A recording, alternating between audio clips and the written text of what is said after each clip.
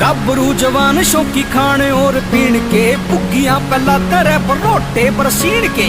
मंद मंद चलगी सा गालता बढ़त, अरे न्यारे से नजारे लाइफ गम आली जीण के। देख लिए जन्नत का टच फील होवे, अरे झूठ को नहीं बोलूं जमा सच फील होवे।